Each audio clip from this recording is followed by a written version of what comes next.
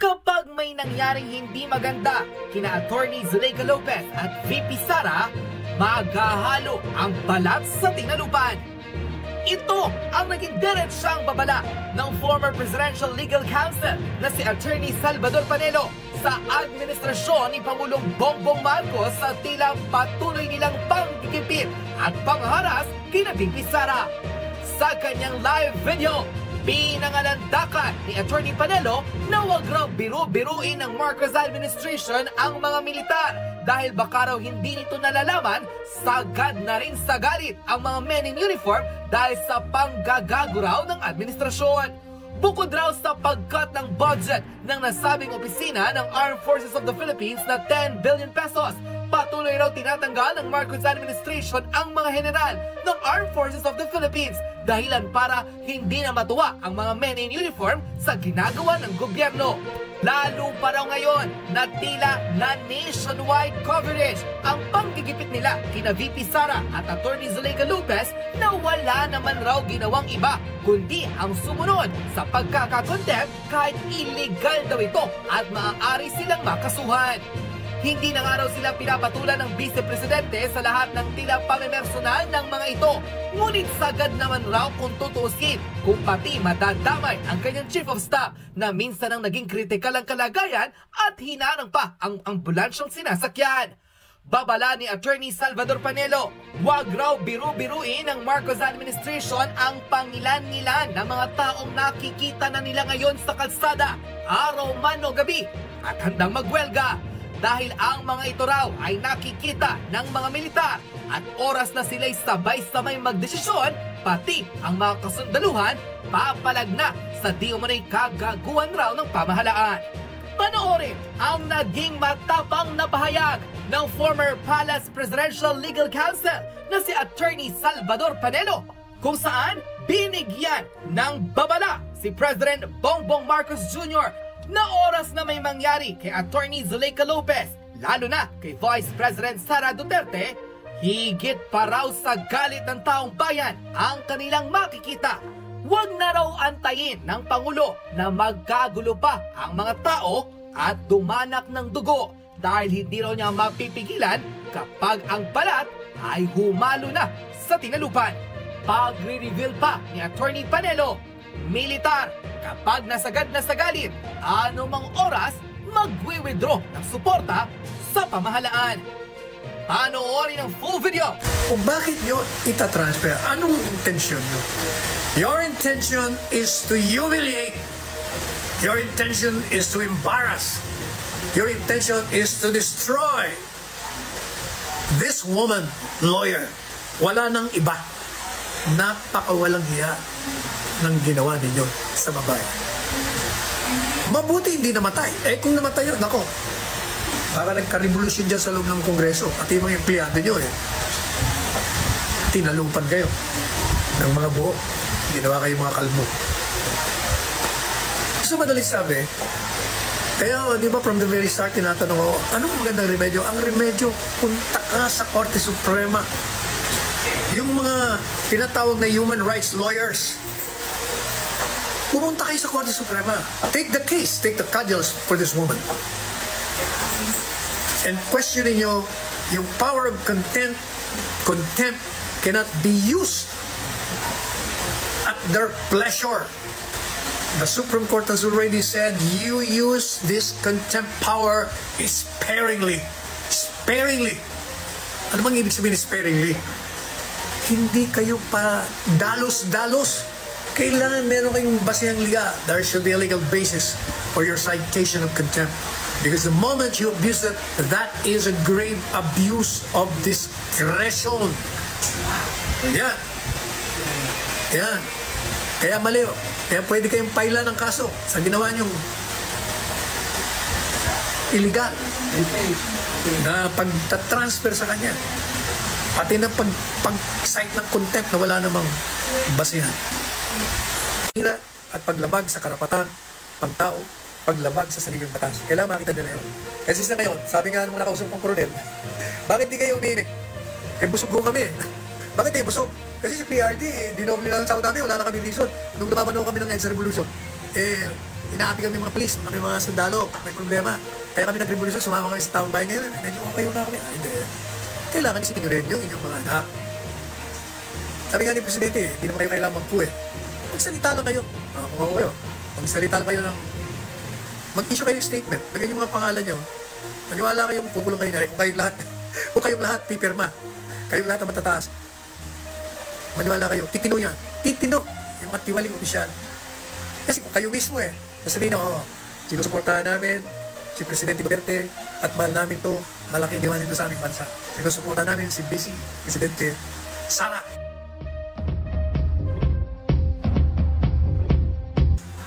Yan. Yan. Kaya mali. Kaya pwede kayong paila ng kaso sa ginawa nyo. Iligal. Na pag-transfer sa kanya. Pati na pag-cite ng contempt na wala namang basihan. Ngayon, puntahan naman natin sapagkat kitang-kita nyo, initially calm and collected si VP Inday Sara. Dahil nagkaroon siya ng parang press conference, may mga reporters na pumasok doon sa kanilang Zoom. Pero dahil nga matagal na nagtitipi Ali, inilabas niya yung kanyang galit at marami siyang mga expose, mga sikreto ng kanyang tinatanaw na sumisira sa kanyang karakter. At kagaya naman mapigilan ang sarili niya na siya ay magmura at diretsong pinunto niya, minura niya yung mga tao sa kanyang paniniwala batay sa pangyayari nasa likod ng paninira ng pagtatapon ng putik sa kanya, pag-aakusa sa kanya na siya ay magnanakaw, na siya ay nangamuso sa pamilya. At marami pa siyang sinabi. Ngayon, in the course of her reaction, meron siyang binanggit. We have 10,000 views. Ano sabi niya? Kasi nanin sa reporter, ano ba medyo, inaina kayo, pinagkukulungan kayo, bilang Vice Presidente, second highest person of the land. Ginagan niya kayo. Eh tama ko siya kasi sabi niya. First, ang sabi ni Laika, iyak siya ng iyak. Sabi niya, nasaan ang batas? Wala nang batas dito sa Pilipinas. Eh ako yung ginanilang mga empleyado, ginaganito nyo. Paano na yung kailan? Eh siya nga, meron siya kaibigan Vice Presidente. Meron siyang uncle na dating judge o dating mayor at meron siyang ama na judge. Eh, nilapastakan ng ganun-ganun na. O di lalo na. Di ba ordinaryong tao? Nasaan ang batas? Walang batas.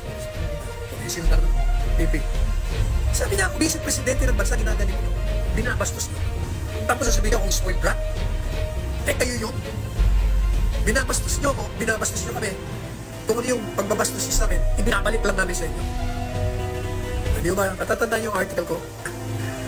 Ang sinabi ni Inday Sara, na pag hindi ko tinigilan, buhukayin ko yung mga labik ng nasirang Presidente Marcos Sr.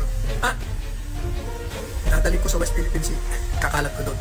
Eh kayo naman, literal na tingin nyo. Eh sabi nyo, disrespect. Hindi, ang sabi ko, that is her way of telling you, if you wanna stop destroying my reputation, if you wanna stop your groundless attack and assault against my character, I will engage you tit or tat. Yun ang ibig niyang sabihin, hindi ang sususin, lalabanan ko. Yan ho ang ginagawa niya. Kaya, sabi naman reporter, ano medyo ano pwede nyo gawin? Baka mapapaan kayo. O ito, sagot niya, ito, controversial ang sagot niya dito. Kasi, sigurado ako. Dahil nagsalita na Malacanang dito, na ididimanda siya. Ididimanda siya ng grave threat. Seryosong pagbabanta.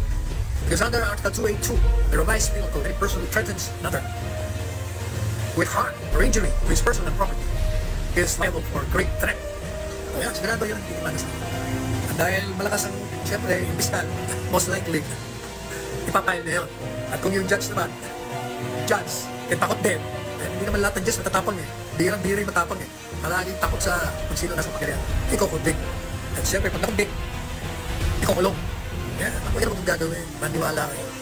Because if you do that, you impeach her or jail her, that will be the beginning of the end of your whole empire. Tandaan niyo siya. Ngayon, tanong. Siyempre, ang gagawin. Retrecho na. Kasi, sabi ng batas, kung sino man ang magbabanta sa isang tao, bibigyan niya ng isang hakbang gawain na makakasakit sa kanyang katawan o sa kanyang ari-ari ay nagkakasala sa isang masilang pagbabanta, great threat. At first blush, yung mga abogado, kahit yung mga galing na abogado, great threat talaga yan. Pero teka muna, ano bang sabi niya? Ang sagot niya doon sa ang gagawin niya dahil nilalapastanan siya. O ito, ang maliwanag kasi ako, narinig ko mismo yan. Sabi ni Inday Sara, huwag mo kayo mag-alala. Sabagat may kinausap na akong tao na pag may nangyari sa akin, pag may napatay dito, namatay, may nangyari sa akin, magsabi ko sa kanya, patayin niyo si Lidia. Patayin niyo si Lisa. Patayin niyo si Martin. And I'm not joking. Inulit niya. O kaya, siyempre, lahat, grabe, great. Alam niyo, isip-isip muna kayo. Kahit yung mga magagaling na abogado.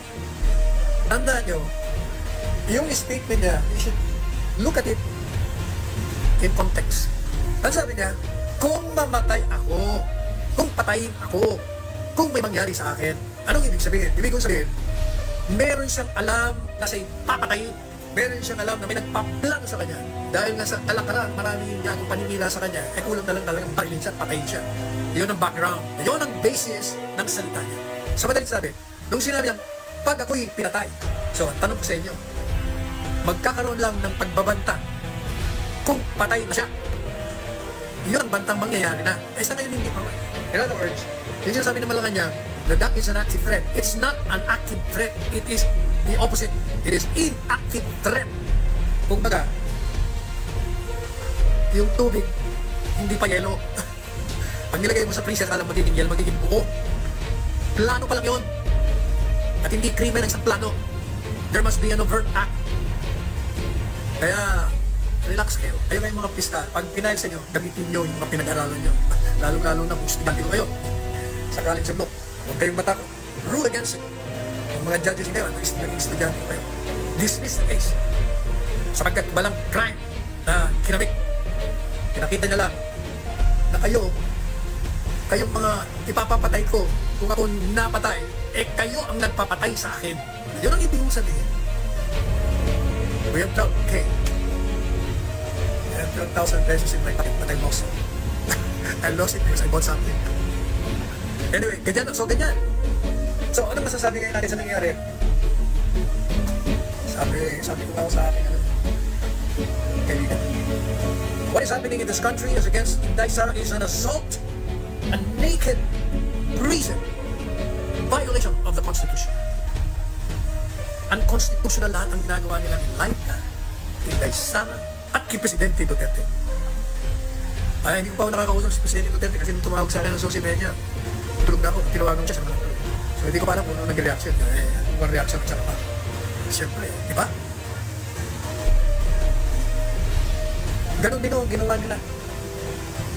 Yung illegality, masyadong obvious. It's too evident to ignore. We cannot be ignoring this. Now, there are so many of you calling for people power. Gusto nyo, alam niyo yung people power, madaling sabihin yan. At ang people power hindi yung nangyari sa isang kisat mata.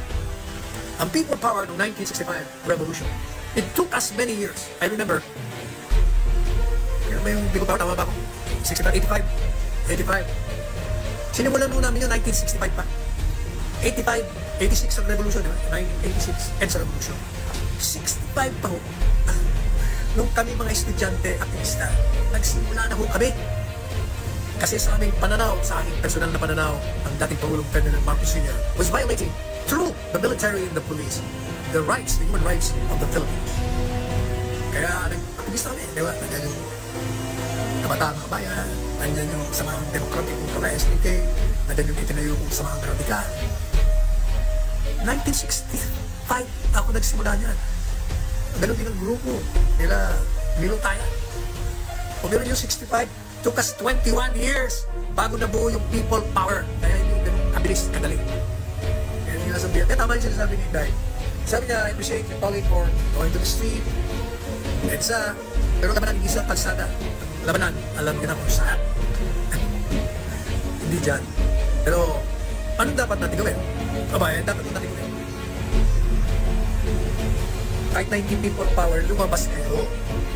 Iparamdam nyo sa mga kinaukulan na hindi pwede ang patuloy na paglabag nila sa katarapatan ng tao, ang kanilang pagsira sa mga karangalan ng mga inosenteng tao, ang pagpapakulong nila sa mga resource persons na wala namang kasalanan maliban sa ayaw sumagot. Dahil may dahil naman. Kasi sa ating saligang batas, pwede namang isumagot pag hindi incarnate na sarili mo. Dito ba? Lumabas kayo, hindi para mag-revolusyon o maging magsigal, hindi ho yan.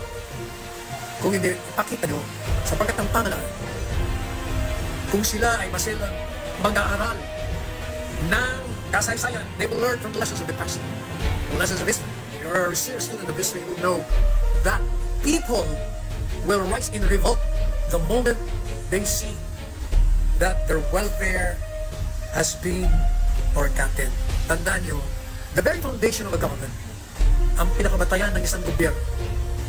Unang-una, ano ba ang gobyerno? Ang gobyerno ay nilikha ng mga tao, taong bayan, upang siya ang maging siyang mamahala sa batas, sa mga pangangailangan ng nasa gobyerno na sinasakupan, upang tugunan ang lahat ng problema.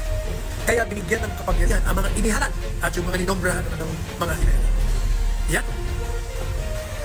Kaya kung tayo ang lumikha ng gobyerno, lahat ng kapangyarihan ng isang gobyerno ay nanggagaling sa taong bayan. Sa Ingles, sovereignty resides in the people and all authority emanates from them. So, madaling sabi, yung taong bayan, kung gusto nilang palitan ang isang sistema pang-politika, yun ay meron silang kapangyarihan at may karapatan. Pero, bigyan nyo ng pagkakataon at mga nanunukulan. Bigyan nyo ng babala. Magpakatino kayo. Magpakabait kayo. Tugunan nyo pangangailangan ng bayan. Sundin yung batas. Dahil pag hindi, sabi nga, kung the gods wish to destroy, they first made man. At sino bang gustong ilaglag sa bangin at ibawon sa lupa ng Diyos ang tatanan, ay ilasin muna sa kapangyarihan. O yan, ginagawa sa inyo. Kaya, pag musili kayo, pakinggan nyo ang tinig ng bayan. Yan, tandaan. O yan ang tinatawag na kudita. Tsaka ano, meron pa ako sabihin sa inyo. Yung mga military, nung panahon ng EDSA Revolt, panahon ng EDSA Revolt 2, okay, ang napasin sa military, naghihintay muna sila. Pag nakita lang tao lumalabas na sa kalsada, saka sila papasok, magbibigay ng support. So, mahalaga pa rin na pinapakita ng taong bayan yung kanilang pagtutol sa pangkasulukuyang paninira at paglabag sa karapatan ng tao, paglabag sa sariling batas. Kailangan makita nila yun. Kasi sa ngayon, sabi nga nung nakausap kong koronel, bakit di kayo umiinig? Busog ko kami. Bakit kayo busog? Kasi sa PRD, dinoble na lang sa namin, wala na kami reason. Nung lumaban kami ng EDSA Revolution, inaati kami mga police, kami mga sundalo, may problema. Kaya kami nag-revolution, sumama kami sa taong bayan ngayon, medyo umayo na kami. Kailangan isipin nyo rin yung inyong mga anak. Sabi nga ni Presidente, hindi na kayo kailangan magpuwe. Magsalita lang kayo. Kung ako kayo, magsalita lang kayo ng mag-issue kayo yung statement, lagyan yung mga pangalan nyo. Maniwala kayong pupunong kayo na kung kayong lahat pipirma. Kayong lahat ang matataas. Maniwala kayo, titino niya. Titino yung matiwaling opisyal. Kasi kung kayo mismo sabihin nyo, sinusuportahan namin si Presidente Duterte at mahal namin ito, malaki iniwan nito sa aming bansa. Sinusuportahan namin si Presidente Sara sa bakit matino ito. Kung kahit tayo maging banata ng gobyerno, yun lang ang sabihin nyo. Tapos kung iba kayo lahat, maniwala, titino yan. Alam nyo, ayaw mo ni Presidente Duterte na dumanak ang dugo. Kasi talaga, pag nagkaroon ng labanan ng mga ideolohiya rito, talaga maghahalong balas sa Pilipinas. Ayaw mo natin gawin yan.